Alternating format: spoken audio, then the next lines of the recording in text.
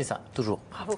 On vous en a déjà parlé ici. Vous connaissez certainement le principe de la télémédecine qui permet de réaliser des consultations à distance via une caméra, un ordinateur ou une tablette. Et dans le cadre de la loi de financement de la sécurité sociale, le ministère de la Santé finance dans plusieurs régions en France des expérimentations donc de télémédecine pour traiter chez certains patients des plaies chroniques et complexes qui nécessitent un suivi régulier. Voyez ce reportage signé Mathilde Lyotard, Christian Gallet, Pierre-Luc Perrin.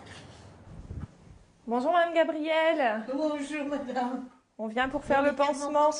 Oui. Aujourd'hui, c'est une consultation un peu particulière pour Yvette, qui n'a même pas besoin de bouger de son lit. Nous allons nous connecter.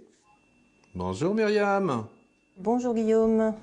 Via une tablette équipée d'une caméra, cette patiente va être mise en relation avec une infirmière spécialisée.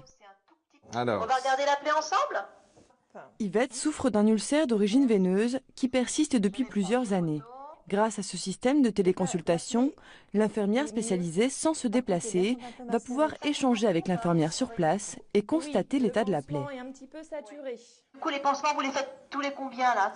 Tous les jours? Oui, on les fait tous les jours. Tous les jours, Myriam. Vous le supportez bien, Madame Gabrielle, le pansement? Ça vous fait mal ou pas? Est-ce que vous avez mal? Ça va, oui, je le supporte pour l'instant. Je trouve que c'est bien. Avez-vous mal? Ça évite beaucoup de choses et puis c'est agréable comme ça. Je suis sur mon lit, vous vous rendez compte? C'est bien. Je suis habituée un petit peu maintenant. Ça fait 2 ou 3 fois que c'est comme ça, alors maintenant ça va mieux. Et la première fois? Ah, mais ça m'a paru drôle. Une fois le diagnostic posé, l'infirmière propose un nouveau protocole. Pour résumer, on met un pansement qui va absorber un petit peu plus. On maintient l'hydratation avec la crème qui est sur la table de nuit que j'ai aperçue et les saumoses qu'on retire donc le soir au coucher. Eh bien, écoutez, je vous souhaite une bonne journée. Bon courage. Merci beaucoup, madame. Merci Myriam. Pour nous, c'est une valeur ajoutée à notre travail, ça c'est certain. On a des informations et des conseils qu'on n'aurait pas sans ces consultations à distance. Si une plaie n'évolue pas favorablement par rapport au protocole que notre interlocutrice nous a suggéré, on peut à tout moment la rappeler et obtenir une petite visio comme ça entre deux. Bonjour Myriam. Bonjour Anne. Alors, c'est parti. Après chaque consultation, une dermatologue valide le traitement et rédige un compte-rendu qui sera transmis à l'établissement. La patiente a-t-elle des douleurs? Non, périodiquement.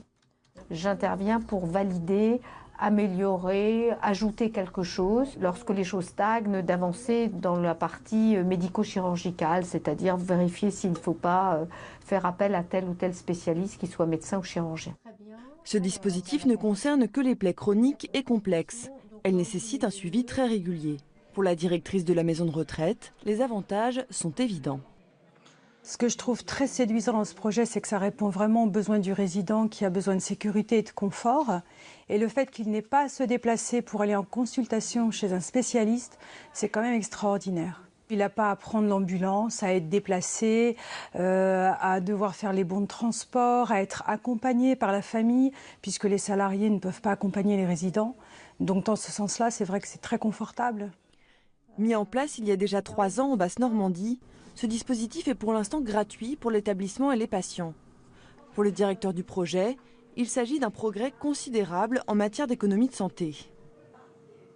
Nous voyons qu'il y a moins de frais de transport, moins de frais d'hospitalisation, moins de consultations physiques. Tout ceci amène une diminution des coûts de la santé. Ces téléconsultations peuvent aussi avoir lieu chez les particuliers, chez les médecins généralistes ou encore dans les cabinets d'infirmiers. Le ministère de la Santé a décidé de développer prochainement le dispositif dans 7 nouvelles régions. Ça fait longtemps qu'on sait que notre intelligence